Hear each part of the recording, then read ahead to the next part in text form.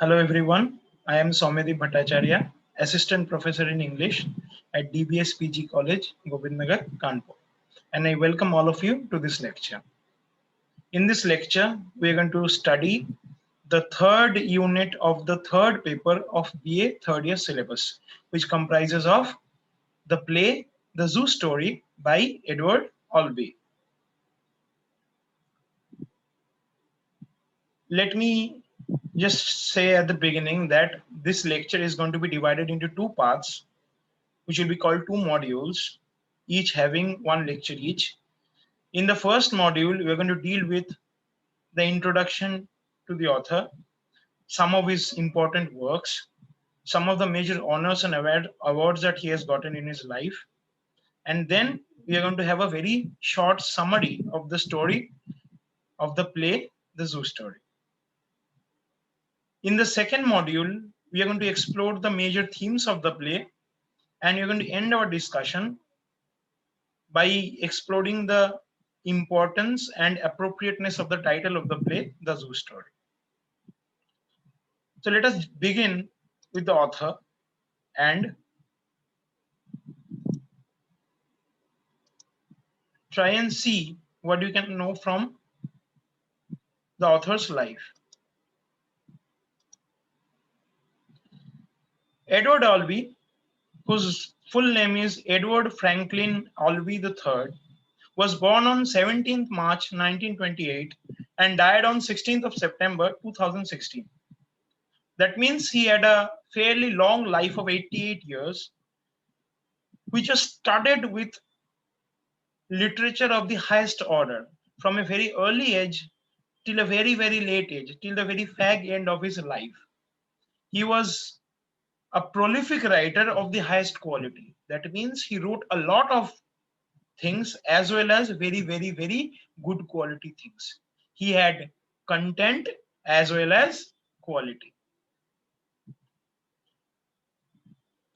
Now, in order to understand some of the important works of his, we have to begin with the Zoo Story, because the Zoo Story was the first play that he wrote, which was performed and published for the first time in the year 1958.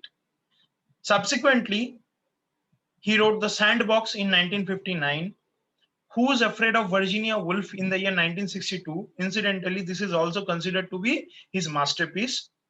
Then came A Delicate Balance in the year 1966, Seascape in the year 1974, Three Tall Women in the year 1994, and The Goat or Who is Sylvia in the year 2000.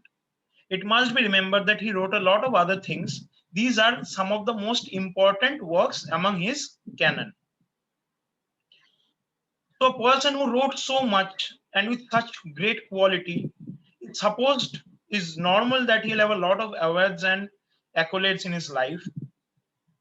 Similarly, Edward Albee had a very, very decorated career. He was awarded and honored with a lot of accolades. Some of the more important ones among them are he was awarded the Tony Award for the best play 2 times.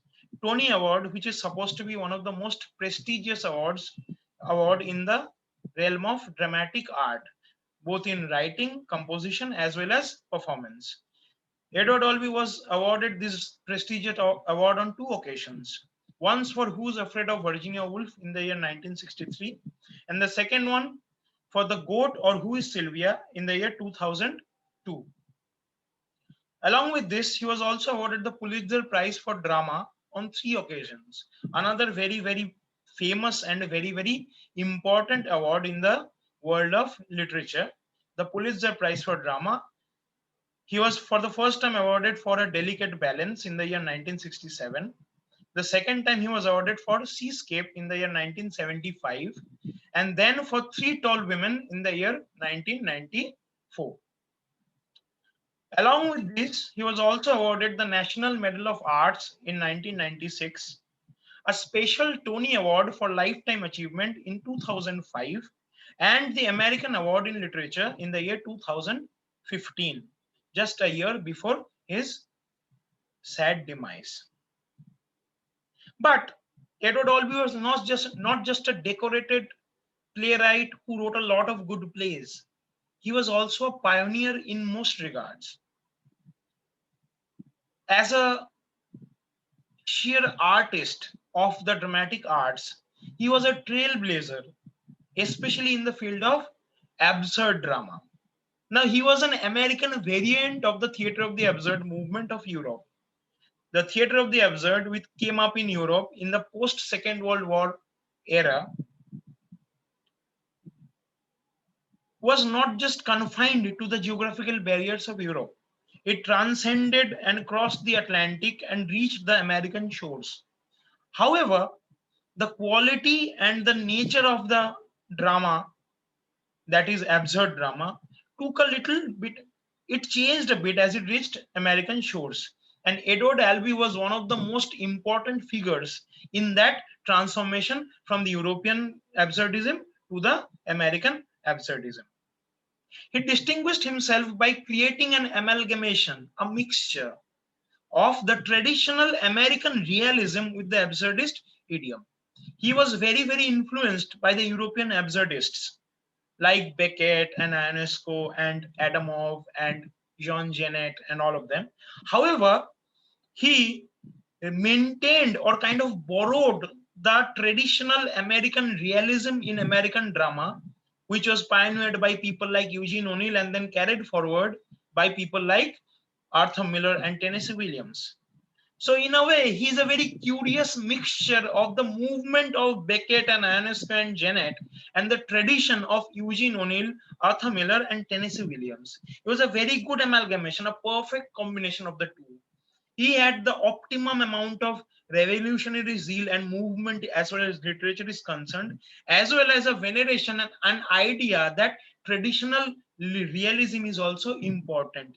If you completely devote yourself to the absurdist movement, you would lose out on some aspects of life, which is very, very important and deserves to be represented through literature. So this is one of the biggest achievements as well as contribution of Edward Albee in the field of dramatic literature. Now, as you have already known that the Zoo Story is the first play written by Edward Albee in the year 1958. It is very interesting in the sense that the Zoo Story is a one-act play. The Zoo Story is an one-act play. That means there is no break or there is no intermission in the action of the play. Another very important thing is that it takes place in only one place. The setting of the play is only one place. It takes place on a bench in Central Park. Central Park is a park. There are benches all around for people to sit and spend their time in the greenery of the park. It takes place on only one bench in Central Park. There are only two active characters who are present in the play. Only two characters. One is Peter and the other is Jerry. One is Peter and the other is Jerry. Now, what is very, very important is that he unravels and talks about a lot of things in the play just with this minimalistic setting and just only two characters. Let us see how. The play begins with Peter sat on a bench in Central Park and reading a book. Peter sat on a bench in the Central Park and reading a book. He looks like a very prim and proper person with a good job, well dressed, well maintained, who knows how to behave in society and is accepted in society for these qualities. Suddenly we see another character, an absolute opposite of Peter. You can call him a foil of Peter in every sense of the word. We get to know that he comes and introduces himself to Peter by himself. Peter didn't ask him. We get to know that his name is Jerry. Jerry is the absolute opposite of Peter. He is shabbily dressed in old torn clothes. He doesn't know the societal behavioral norms like personal space and how to talk to someone in a so-called decent manner. He kind of imposes himself on Peter, asks him personal questions, which obviously Peter is not very comfortable answering. But Jerry doesn't seem to either not notice it or doesn't care about it. Either way, he goes on his merry ways and keeps prodding and asking Peter personal questions. Initially, Peter is very obviously uncomfortable. He doesn't understand what is happening. He belongs to the society which pays a lot of importance to propriety and the personal space of an individual. Jerry does not seem to either know or care, or maybe both. But slowly, as time progresses, Jerry is able to kind of bring Peter out of his shell almost forcibly through his over overbearing questions and incessant questioning of Peter. Jerry keeps on making personal comments about Peter. He says that most probably Peter is going to die from cancer because he smokes a lot of cigarettes. He keeps on asking about Peter's family. And when he gets to know that Peter has a pet in a pet cat, he opines and comments that Peter is most probably emasculated by his wife. Otherwise, he would have gotten a dog. Obviously, these things slowly rile up Peter in a way that he becomes a little agitated. But simultaneously, he also starts answering Jerry and also starts questioning Jerry with personal questions.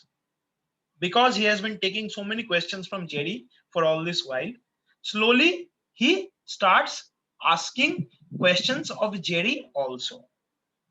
Now, in the meantime, in the process of this questioning and counter questioning between Peter and Jerry, we get certain informations about both characters.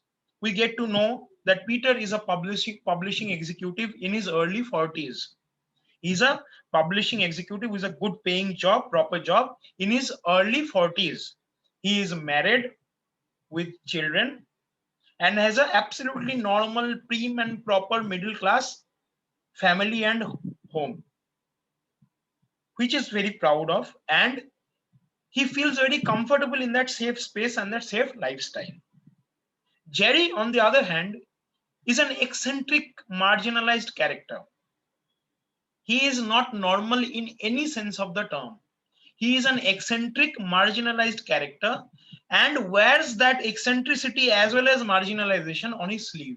That means just to look at him would give you an idea that he is not a mainstream accommodated individual. He is a tertiary being lurking somewhere on the borders of society who is very, very eccentric and not at all accommodated inside the mainstream society. He calls himself a permanent transient and challenges every conventionality of society. That way is absolutely at loggerheads with Peter, because Peter is a picture of conformity and conventionality. If you are 20 years old and you have some ambition of succeeding in society and you want to see yourself in 15 years' time, Peter would be the picture that you'll imagine. He is the absolute definition of conformity and conventionality as far as societal norms and behaviors are concerned. Jerry challenges that at every step. He calls himself a permanent transient. See, even in his description of himself, there is contradiction. There is no conformity. He is permanent but transient. That means his transience is permanent. He is never settled. He doesn't fit any box of societal propriety. In the process, we get to know about Jerry's life also. In fact, we get to know more about Jerry's life than we get to know about Peter's life. And even Edward Albee himself has acknowledged that Jerry is a much more round character. Peter is not. We get only superficial information regarding Peter, but we get a very good understanding of what Jerry is. We get to know that Jerry is an absolutely lonely person who doesn't have anybody in this world. He doesn't have any relations in this world. He doesn't have any friends in this world.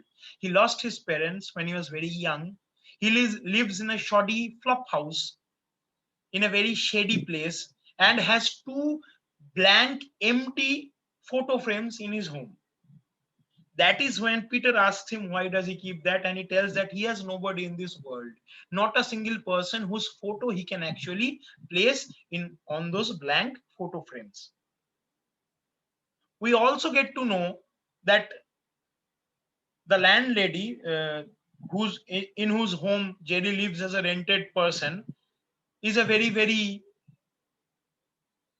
lascivious kind of a person. She's a lecherous person and tries to seduce Jerry into a relationship every time Jerry crosses her.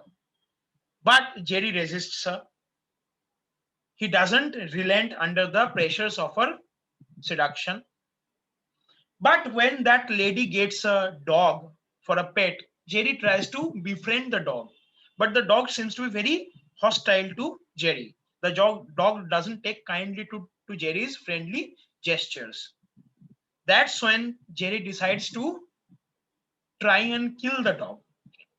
So he poisons a piece of hamburger patty and feeds it to the dog.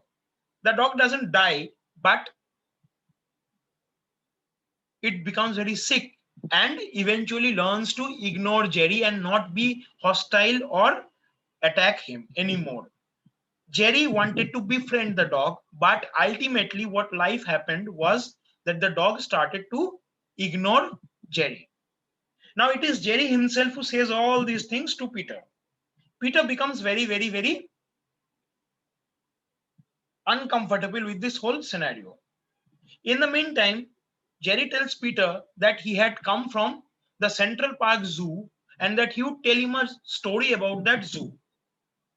He tells that he is coming from the Central Park Zoo and he intends on telling Peter a story about the zoo. However, in the midst of the conversation, Jerry and Peter both get distracted and diverted from this line of conversation and start talking about personal stuff and questions. And the more Jerry talks personal stuff and asks personal questions of Peter, the more uncomfortable Peter becomes. And slowly, Peter's discomfort increases and reaches a level where he can't take it anymore and doesn't want to stay with Jerry any longer. So he starts to get up and leave.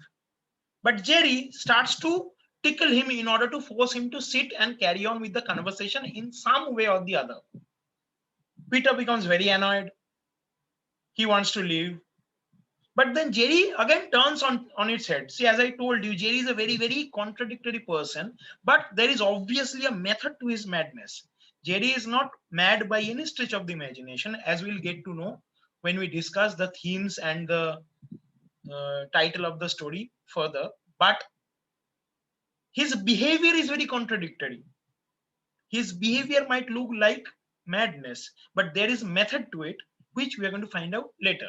Anyway, at the face of it, the story suggests that once, for the first time, he was trying to tickle Peter into staying on the bench.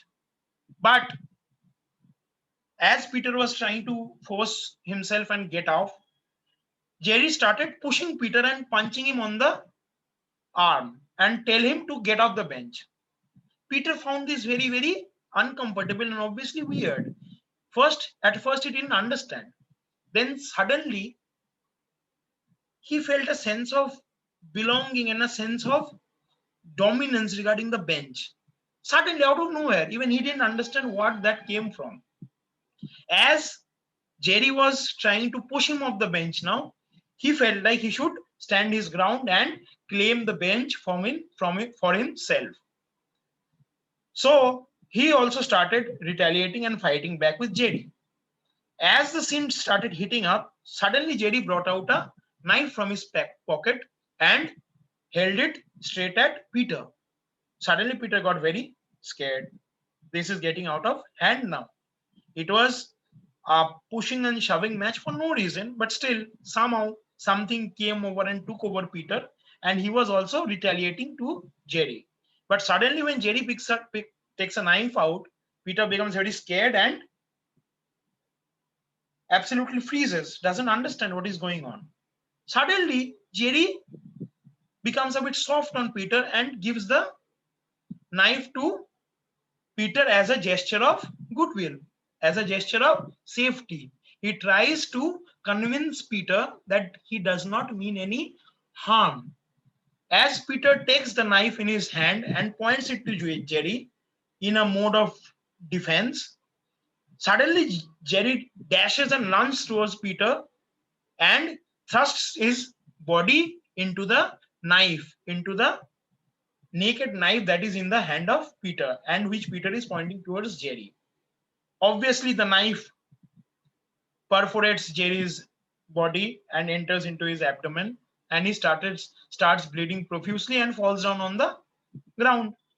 Peter is devastated. He doesn't know what to do. He's shocked. He doesn't know what to do, and he cries out, "Oh my God!" Initially, even Jerry is a bit distressed. But then slowly we see that Jerry calms down and a sense of peace comes to his personality. And even he says, "Oh my God," just like Peter does. But his "oh my God" is a really peaceful "oh my God," as if it's a chant. Whereas Peter is actually crying out in devastation and distress. Slowly we see that Jerry goes to sleep, that is death. He dies. But before dying, he even takes mercy upon Peter so much that he takes the knife from Peter's hand and even wipes the fingerprints of the handle of the knife. And the play ends with with Peter picking up his book from the bench and running away before anybody else arrives at the scene and leaves Jerry to die on the ground, and Jerry dies. This is, in a nutshell, the crux of the story. It is very interesting to note that in the middle of the story, Jerry had said that he would narrate a story about the zoo to Peter, but that story about the zoo remains unsaid. But in the meanwhile, a lot of other things happen which unravel a lot of things about Peter and especially about Jerry, which in a very symbolic manner says a lot of things which we will discuss when we discuss the major themes and the title of the play in the second module. Thank you so much, and we will meet again very soon. Have a nice day.